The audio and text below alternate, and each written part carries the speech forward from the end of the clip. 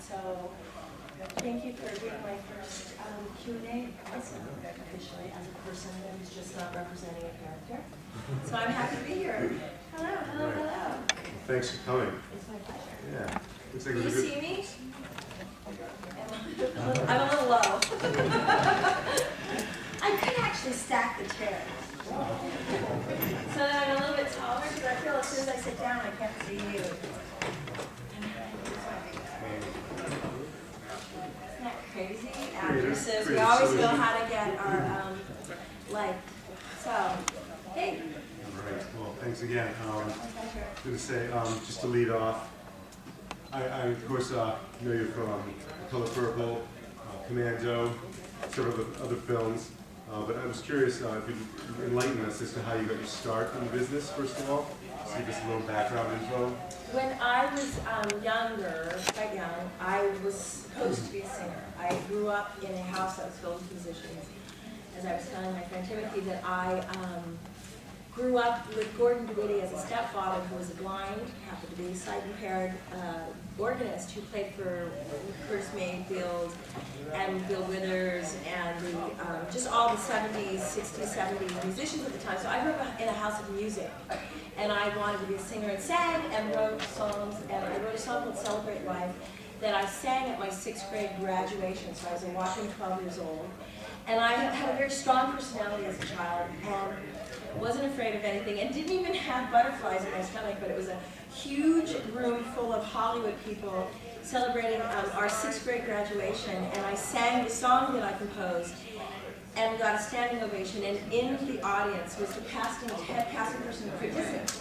And she immediately grabbed my mom and said, and she happened to live across the street, which is weird because I didn't recognize her before, but they made me come to Disney the next day, and actually the next Monday, and I got that part that she was, and so from 12 on, I have been auditioning and trying to get roles, but I also wanted to sing, but then more roles came than singing, and I gave up singing and didn't think I was as good as I needed to be, and couldn't compete, and I didn't have the skills to be, I think, a more fluent singer. So I took the path of least resistance, and that is how acting started. But each chunk of 5 years, like from 12 to say 17, was an extremely difficult time because I used to have to hire strange people to be my adult guardian because my parents were too busy to do it, and which was weird. You know, I'd get a really good job and I'd have to say, hey, if you want to make $100 a day, you got to be my guardian, and they would do it. And that's how I survived. And also getting roles as a minor was difficult, and I lived on my own, so Now, when you say it was just really luck. When you say that you're supposed to be a musician, is it just because you haven't grown up in such a family? My dad was a rhythm guitarist, and he was in a band. Was there any pressure on you to follow that path, or was it something you No, wanted to I could sing. I'm a singer, and I could sing, and I just thought it would be a really fun thing to do. But I don't think I have the skills that you need. I should have learned to play an instrument, which is, so if you have kids who sing and are talented, you should make sure they're skilled up. Because I know that if I was my kid today, I would have made sure I had a lot of skills. I mean, other than singing and being charming, that's just not enough skill. Or even being cute. You should have more skills to back it up. I've since picked up a few, but it was a struggle. What's the part for the Disney show? Or It's called The Whiz Kids of Riverton, and I did it with Kim Richards, who was Paris Hilton's aunt. Okay. She's in it. And I play the town treasurer, and it's just a dopey movie of the week. And I have a little tiny afro, and I look exactly like a boy, so you're not sure what sex I am. And I'm sure I'm just horrendous. I mean, sometimes I look at the early stuff, and it's just like, ugh. And that was your first role? That was my very, very first paid role. And they paid us so much money. This was the other thing about acting that I thought was so cool. You know, here we were doing this thing, and they feed you, which is always a plus. And then there was this check, and I remember as a 12-year-old, my mom goes, "Oh, your first check came, look at it." And I was like, and I thought, oh man, this is good. So I was motivated by greed, not by craft. Sorry. Last night at the Boondock Saints little event, I mentioned it at your table earlier, but it was a funny comment that got a lot of laughs when one of the fellows was talking about, who was it? Rocco being the funniest guy in He the said world. Billy Connolly. Oh, but that's right, thanks. Is not as famous in America, but he happens to be the funniest man in the world. And then you chimed in with... No, he's not. My father is the funniest man in the world. Yes, that's right. I want to talk a little bit about why you have that take on your dad? Because I think my father is the funniest man in the world. I mean, aside from the dope humor, if you ever sit and watch him or see what he works with, he'll come up with stuff. It's not always just potty humor, and it's not bad words or just dope-centric, although a lot of it is. He's just a crack, smart, funny man. You know, he can be, I think he can be extraordinarily funny. I mean, I don't know if you ever saw him on the Steve Colbert Show when he was talking about Paris Hilton being busted on CNN. No, anyway, my dad's just funny, so and he's my dad, I'm biased. Although, you know what, it's rare to hear me compliment him. So, it is rare, isn't it? I usually put him down because he's my father and I had a rough childhood. But the truth is I really love him because he's my father and I had a fabulous childhood on top of it being rough. That's a nice answer, no? Everyone's like, so you've been busy, a couple projects you've recently worked on or in the process of working on? yes, I moved close by. I'm a New Englander and I've lived here now for 4 years. Going on almost 5, and I just got sick of being in LA, and I fell in love with somebody who I met over the internet, by the way. It was moviestars.com, meet me, no, it was, where is that website? No, there's a book. Wouldn't that be a good one? No, we're just a lot of work, so just beware. If you ever fall in love with somebody, you get to meet them and date them. We're not so easy. But I met him on MySpace and fell in love with this man, and he lives north of here in New England. And my dad said, you've retired. And I thought I had in a way, because you don't live in LA, you don't live in New York. And so I stopped really caring about acting. And I've done a lot of movies. I mean, there's that sense for me anyway, as an artist and as a person who communicates that, you know, what more can you say? You know, because it's so difficult to get roles as a woman. It's so difficult to get roles as a woman of color. And then add age, it's like fucking impossible. So it's like, what am I gonna do? Sitting here going, me, and they say, you've done a lot. So then I said, you know, I kind of have.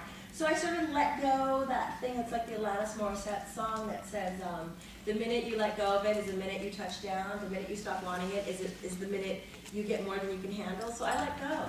And I haven't stopped working in a way. Even from this experience, it's just been one film after another. And not necessarily like high-end studio picks, but good movies, really good. I did a really good movie this summer with Susan Sarandon, where I played lesbian Carol, chunky lesbian Carol, and I seduced her. And that was excellent. It was excellent to French kiss Susan Sarandon. And then I did another film. I've done a couple movies this year, and it keeps coming. So I am still around. Like, they won't let me quit. And trust me, in a way I've been trying. You have, I'm just so chatty. That's all right. It's nice fun. Shiver, that's the horror film? Yes. Now, is that finished? Did you say you're... I'm off to do it. Shiver is off. There's a book called Shiver by a famous writer who does horror, and I can't remember his name. Dean Koontz? It might be from a Dean Koontz book. It's about a serial killer who targets women, and there's one young woman that he targets, and she survives it. And then he becomes obsessed, because I played one of the detectives, and we almost catch him, and then we think we've caught him, and he escapes us, and then he comes after her, and then we put her under protective custody, and he decimates everyone in the force, essentially, and except us, me, and this other person. And then we go after him, and then the movie, at the end, we have a big showdown with him, and he hops to the movie to see how it ends. And I do get shot right here. So it's scary. I don't think I'll get to watch the movie, but you guys can see it if it's any good. I think it should be pretty good. It's going to be directed by a Brit named Julian Richards. I wonder if he's related to Keith Richards, but he sounds fantastic, so I'm looking forward to it. Cross your fingers. It's going to be shot in Portland, so it'll be very blue. The film with Sarandon, has that been released yet, or is that? That's going to hopefully, I hope that it shows for the first time, premieres at Sundance. It's by the boys, the Duplass brothers, Mark and Jay. They do this movie-making process called mumblecore, which, who said that? Yeah, some people don't like it, and it's sort of like it's very groovy. You know what, I'm easy peasy. I haven't seen their other movies. They did a movie called Puppy Chair, and they're just sort of easy guys. They're the sweetest boys, they're brothers from New Orleans. And anybody who lives or is from New Orleans or who grew up there, I find to be extraordinary. And I'm biased. I think Louisianans are yummy. So if you're from Louisiana, I just love you. Let's see, any questions from anyone in the audience?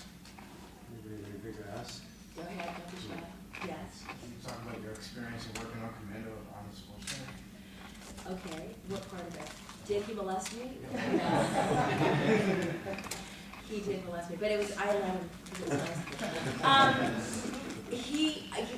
First of all, my dad, I don't know if you've noticed over the years, is very muscular, because my father is a closet weightlifter. He burns, he'll smoke dope, but he'll go to the gym.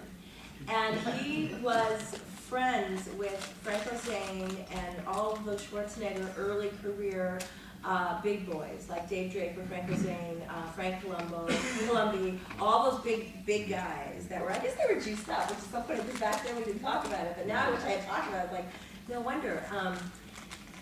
So, when I heard about Commando, I read the script, because I'd heard about it. It was written for a blonde, typical, and I had made my agent get me a copy, and in the script, there was a scene where the stewardess, Cindy, walks in, or is kidnapped by him, and he goes into her purse, and this was pre-cell phone, goes into her purse, and he pulls out a gigantic dildo. I mean, that's like so ridiculous. Like, what woman, first of all, travels with a giant dildo?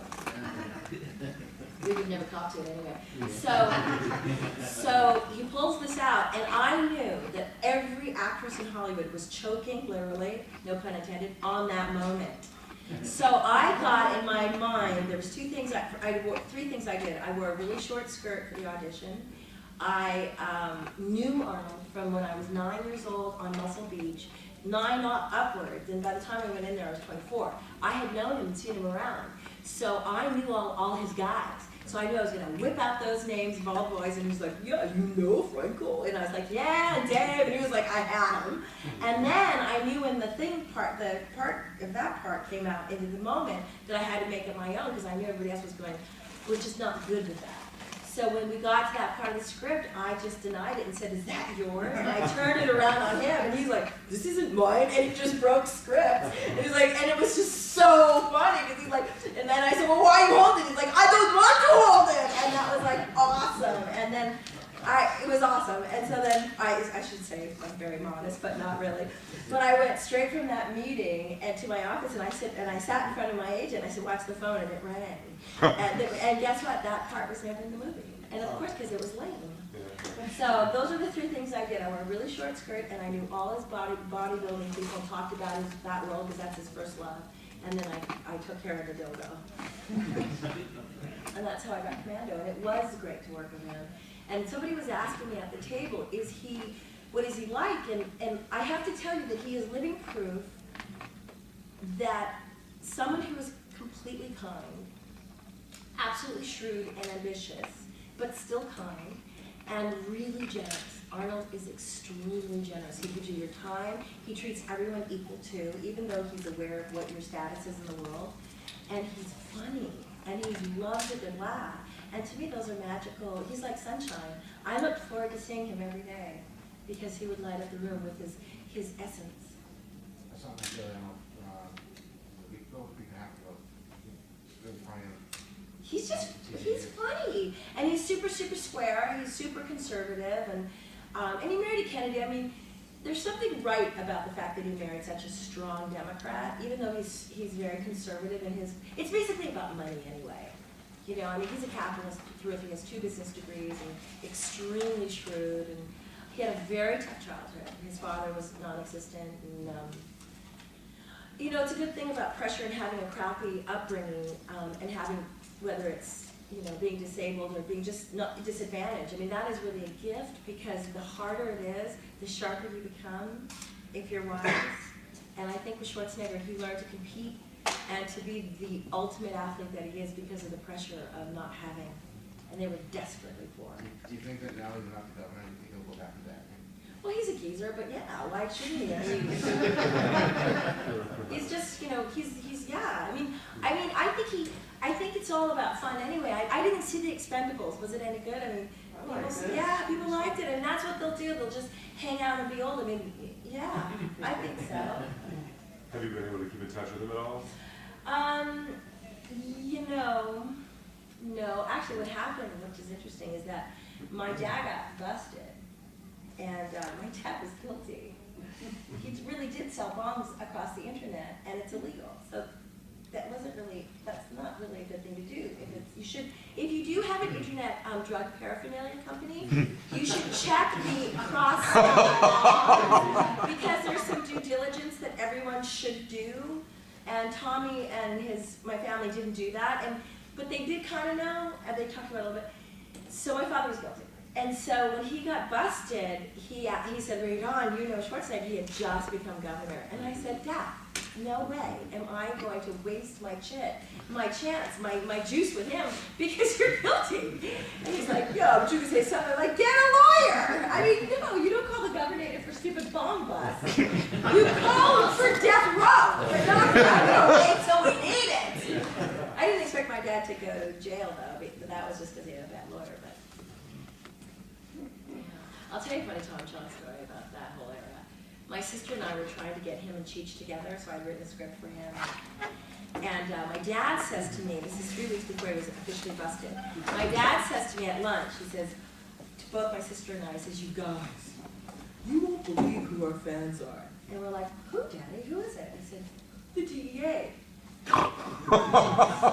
And I said, "Really?" And he goes, "Yeah. They've been coming to our shows for about 6 months." No, this is no exaggeration. My sister and I looked at each other, and we said, "Really, Dad? 6 months?"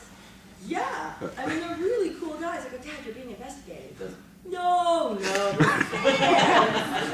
And my sister and I were like, "Dad, you're being investigated." He goes, No, they're fans." Oh my God. 3 weeks later, he was tits down on his living room going, "Oh."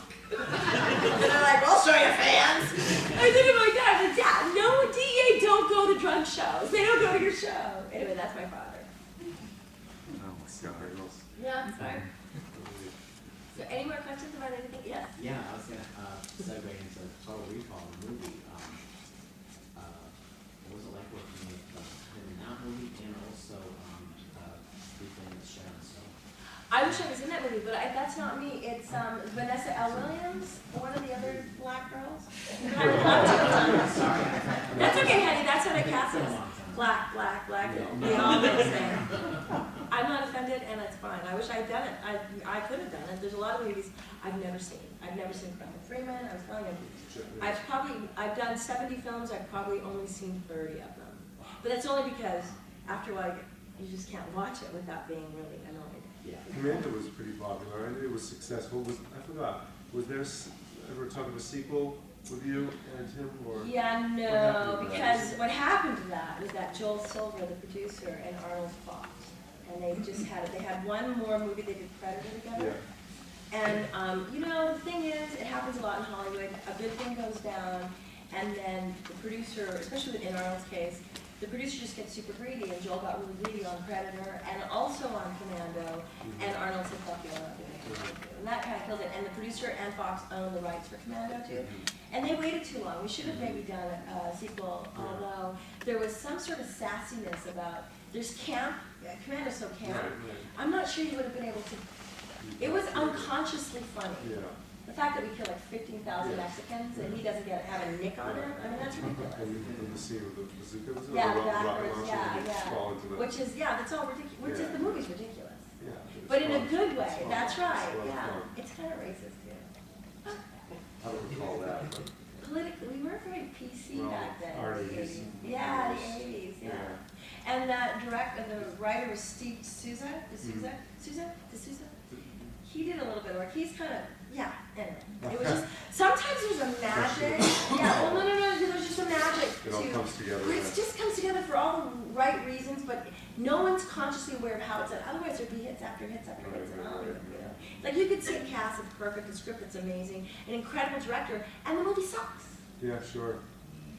And then conversely, you can have maybe not a strong aspect, but everything comes together. Like there's magic. I mean, trust me, if we could bottle that, it would be just fantastic. And that's the conundrum of making movies, is figuring out what to say yes to. You don't know. With is there more? Do you personally find? Do you feel more pressure working on, say, a more big budget movie or a big Hollywood movie versus a smaller, maybe lower Well, budget movie? it's been decades since the studio hired me, but when they do hire you, what is nice about it is that you tend to have a really nice dressing room.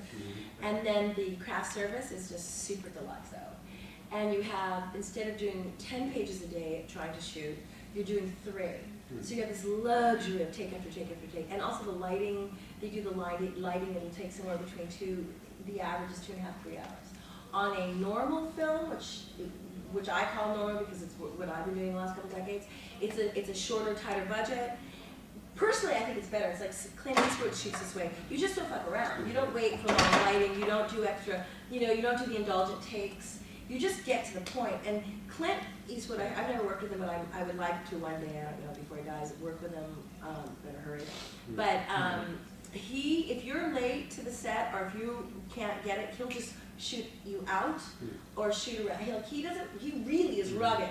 So you are given a warning that Clint is not here to waste time. And so his budgets are like what I consider normal. You don't need that much time. You don't need 7 months to shoot a 90-page script and having a 1.5-page day. It's a little indulgent, plus it's boring as hell. It's like watching paint dry. Unless, of course, it's like something that's like Quest for Fire took forever to shoot that. That was 9 months shooting. Well, actually, that's an exaggeration. It was 6 months shooting, stretched over 9 months. So that was like basically torture because we had 3 months of shooting, which was harsh conditions. It was freezing in Scotland and freezing, and then we went straight to Africa in the summer, so it was like boiling. And those fires you see in the movie are like 10 times bigger than normal. So in front of the fire where we had to sit, we're just getting bubbly, we're being burned. And then if it was in the northern countries, we were freezing. There was never so this was just not a fun movie to do at all. And then they had a 3-month break, and then we had to come back, and I literally had a nervous breakdown for that last stretch.